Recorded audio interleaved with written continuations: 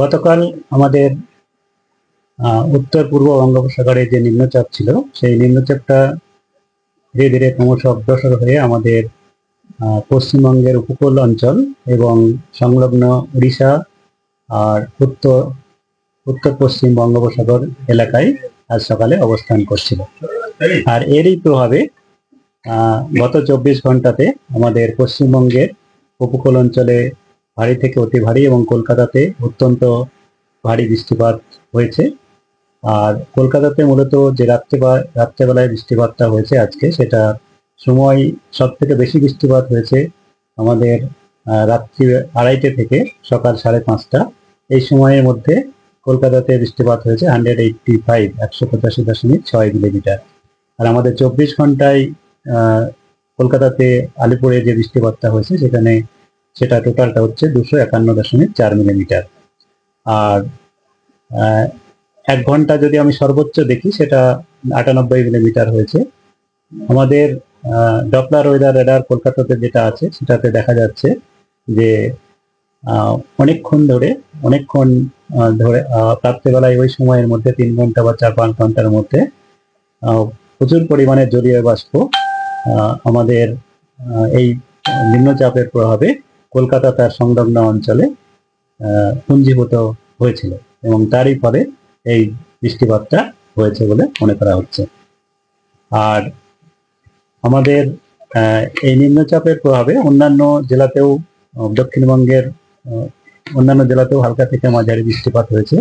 আর ভারী বৃষ্টিপাত হয়েছে দক্ষিণ 24 পরগনা, উত্তর 24 পরগনা এবং মেদিনীপুর, ঝাড়গ্রাম ও হাওড়া, এইসব জেলাতেও যেমন আমরা এক্সপেক্ট করেছিলাম সেরকমই বৃষ্টিপাত হয়েছে। আর এখন যেটা অবস্থান আমি বললাম, আজকে সকালে যে নিম্নচাপের অবস্থান, তাতে আমাদের গাঙ্গেয় পশ্চিমবঙ্গের উপকূল অঞ্চল, সংলগ্ন উড়িষ্যা এবং উত্তর পশ্চিম বঙ্গোপসাগরে আছে। আর এটি আগামী 24 ঘন্টায় আমাদের এই খুব একটা অবস্থানের পরিবর্তন হবে না, ধীরে ধীরে একটু উত্তর পশ্চিম দিকে অগ্রসর হবে, কিন্তু ধীরে ধীরে এটা আবার দুর্বল হয়ে যাবে। আর এর প্রভাবে আগামী 24 ঘন্টা পর্যন্ত আমাদের পশ্চিমবঙ্গের দক্ষিণবঙ্গের সমস্ত জেলাতেই হালকা থেকে মাঝারি বৃষ্টিপাত হবে এবং তার সঙ্গে ভারী থেকে অতি ভারী বৃষ্টিপাতও কয়েকটা জেলায় সম্ভাবনা রয়েছে। ভারী থেকে অতি ভারী বৃষ্টিপাতের সম্ভাবনা আমাদের যে জেলাগুলিতে রয়েছে সেগুলি হলো পূর্ব পশ্চিম মেদিনীপুর, বাঁকুড়া, ঝাড়গ্রাম, এসব জেলাতে রয়েছে। ভারী বৃষ্টিপাতের সম্ভাবনা পুরুলিয়া, হুগলি, হাওড়া এবং দক্ষিণ 24 পরগনা জেলাতেও রয়েছে। কলকাতা এবং উত্তর 24 পরগনাতেও এখন আমাদের হালকা থেকে মাঝারি বৃষ্টিপাতের সম্ভাবনাই বেশি, কিন্তু সমস্ত 24 ঘন্টার মধ্যে ভারীর কাছাকাছি চলে যেতেও পারে এবং 7 সেন্টিমিটার পর্যন্ত চলে যেতেও পারে। তবে এখনো পর্যন্ত আমাদের যা বৃষ্টিপাতের পরিমাণ, তাতে হালকা থেকে মাঝারি হয়েছে। আর গত 6 ঘন্টাতে 2.4 মিলিমিটার মতো হয়েছে। আর এখন আমাদের যেটা ফোরকাস্ট আছে, সেটা হচ্ছে যে হালকা থেকে মাঝারি বৃষ্টিপাত, যেটা পাসিং সাওয়ার, এটা কন্টিনিউ করবে, বেশ কয়েক পশলা হবে কলকাতা এবং তার পার্শ্ববর্তী অঞ্চলে। আর উত্তরবঙ্গের যেটা রয়েছে, সেটা উত্তরবঙ্গে কেবল আগামী 3-4 দিনে তো বৃষ্টিপাতের পরিমাণ কমই থাকবে, হালকা থেকে মাঝারি বৃষ্টিপাতই কেবলমাত্র হবে, বজ্রবিদ্যুৎ সহ। আর এর প্রভাবে, এই যে নিম্নচাপের প্রভাবে আমাদের বঙ্গোপসাগর এলাকায় বাতাসের গতিবেগ, দমকা হাওয়া 40 থেকে 50-55 পর্যন্ত যেতে পারে এবং তার সঙ্গে সঙ্গে বৃষ্টিপাতও হচ্ছে। তার জন্যে আমাদের মৎস্যজীবীদের আগামী 5 দিন পর্যন্ত সমুদ্রে যেতে মানা করা হয়েছে। এর প্রভাবে 2 দিন, কিন্তু তারপরে আমাদের আরেকটা গতকালটা বা তার আগে থেকে যেমন বলা হয়েছিল যে 25 তারিখ বা তার আশেপাশে আরেকটা নিম্নচাপ তৈরির সম্ভাবনা রয়েছে আমাদের পূর্ব মধ্য বঙ্গোপসাগর এবং সংলগ্ন উত্তর পূর্ব বঙ্গোপসাগর এলাকায়, এবং এটি ক্রমশ অগ্রসর হয়ে আমাদের উত্তর পশ্চিম এবং সংলগ্ন পশ্চিম মধ্য বঙ্গোপসাগরে আসবে 26 তারিখ নাগাদ, যেটি গভীর নিম্নচাপে পরিণত হওয়ার সম্ভাবনা থাকবে 26 তারিখ নাগাদ, এবং 27 তারিখ নাগাদ এটা উড়িষ্যা এবং অন্ধ্রপ্রদেশ উপকূল সংলগ্ন অঞ্চলকে অতিক্রম করার সম্ভাবনা আছে স্থলভাগ। এর প্রভাবের জন্য আমাদের মৎস্যজীবীদের জন্যও সতর্কতা আগামী 5 দিন পর্যন্তই থাকছে। মৎস্যজীবীদের আগামী 5 দিন পর্যন্তই সমুদ্রে যেতে মানা করা হয়েছে। আর এই নিম্নচাপ এবং এখনকার যে নিম্নচাপ এর প্রভাবে আগামী 2 দিনে তো আমি ভারী বৃষ্টিপাত বললাম। তাছাড়াও পরবর্তী নিম্নচাপের জন্য আমাদের পশ্চিমবঙ্গের সমস্ত জেলাতেই, দক্ষিণবঙ্গের সমস্ত জেলাতেই হালকা থেকে মাঝারি বৃষ্টিপাত হবে এবং একটি জায়গায় উপকূল অঞ্চলে ভারী বৃষ্টিপাতের সম্ভাবনাও আপনার থাকছে। আর এই পরের নিম্নচাপ সম্পর্কে আরো বিষয় আমরা ওয়াচে রয়েছি। আমরা ক্রমশ সর্বক্ষণ এটা ওয়াচ রাখা হচ্ছে, এরপরে আরো ডিটেলস দেওয়া হবে আর কি। ধন্যবাদ। এরপরে যে নিম্নচাপ সেটি কোন দিকটায় হবে? পশ্চিম উত্তর পশ্চিম দিকে হবে, যেটা হচ্ছে আপনার আমি বললাম যে যেটা ফরমেশন হচ্ছে পূর্ব মধ্য বঙ্গোপসাগর সংলগ্ন উত্তর পূর্ব বঙ্গোপসাগর অঞ্চলে। তো সেটা ক্রমশ সরে আসবে আমাদের উত্তর পশ্চিম এবং সংলগ্ন পশ্চিম মধ্য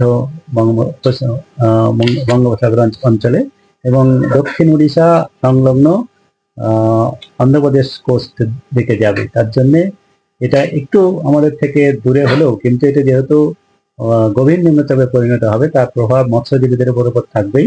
তাছাড়া আমাদের তেও ময়েশ্চার কিছুটা থাকবে, তার জন্য বৃষ্টিপাত হবে। আর হালকা থেকে মাঝারি বৃষ্টিপাত তো থাকবেই, তবে ভারী বৃষ্টিপাত আমাদের একদিন দেওয়া রয়েছে, আবার পরে আবার আপনাদের আপডেট দেওয়া। একটা প্রশ্ন, অনেকে বলছে কালকে অফিসিয়ালি আমরা অলরেডি আপনাদের প্রেস রিলিজ দিয়েছি গ্রুপে, সেখানে আমরা মেনশন করেছি যে এটা আপনার যেটা আমাদের নিম্নচাপ ছিল, সেই নিম্নচাপের প্রভাবে প্রচুর জলীয় বাষ্প আমাদের কলকাতা তার সংলগ্ন অঞ্চলে অনেকক্ষণ ধরে পুঞ্জীভূত থাকে এবং সেটি বৃষ্টিপাতের কারণ হয়ে ওঠে। এটা আমরা যদি আমাদের ডপলার ওয়েদার রেডার যেটা আমাদের কলকাতাতে আছে তার ছবিও আমরা দিয়েছি, সেটা আপনারা যদি লক্ষ্য করেন যে মেঘের উচ্চতা বা হাই যেটা ছিল সেটা সর্বোচ্চ 5 থেকে 7 কিলোমিটারের মধ্যে, খুব বেশি উচ্চতা ছিল না।